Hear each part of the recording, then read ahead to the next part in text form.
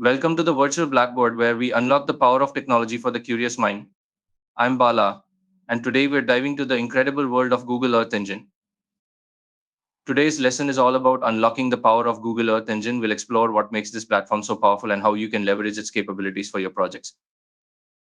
Google Earth Engine is a cloud based geospatial processing platform that provides users access to petabytes of satellite imagery and other Earth observation data. It empowers researchers, developers, and organizations to solve complex environmental challenges through cutting edge analysis and visualization. Let's look at the key features and capabilities of Google Earth Engine. First, it offers a massive data repository.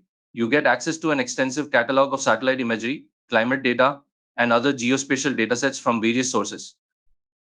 Second, the platform comes with powerful analysis tools. You can leverage these tools to process data, develop algorithms, and create sophisticated models and visualizations.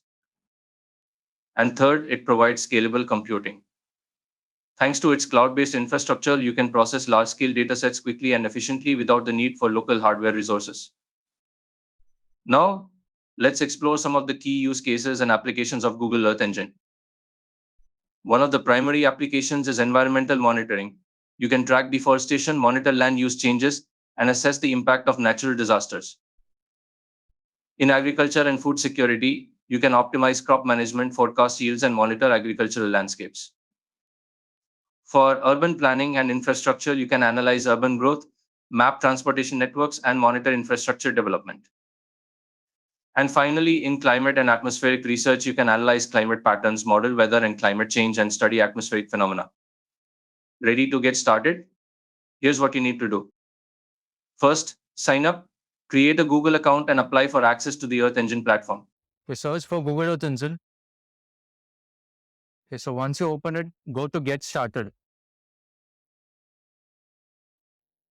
Okay, you may need to give some basic details and get started with it if you haven't signed in before. I already have an account, so I'll go to sign in.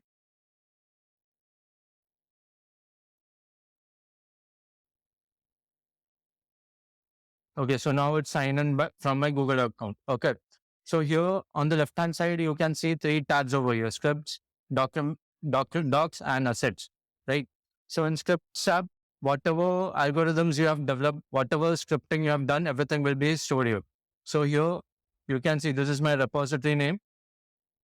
So if I open this repository, whatever script is present inside it, you can get access to those scripts.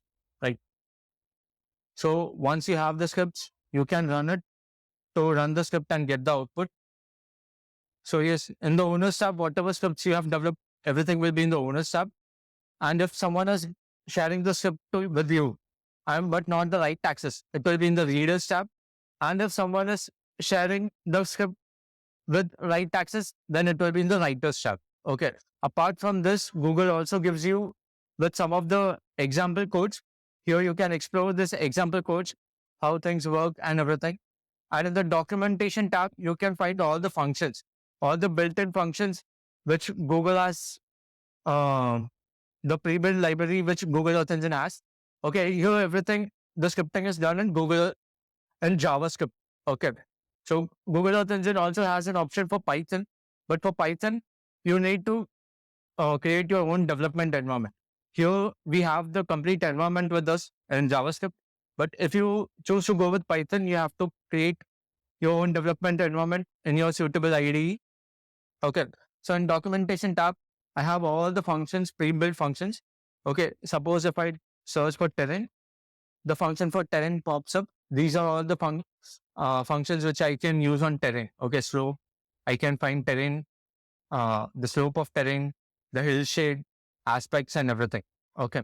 So if I click on it, if I want to find the slope, then here's a brief description of how this function works and what inputs I have to pass and what will be the output I'll be receiving it. Okay.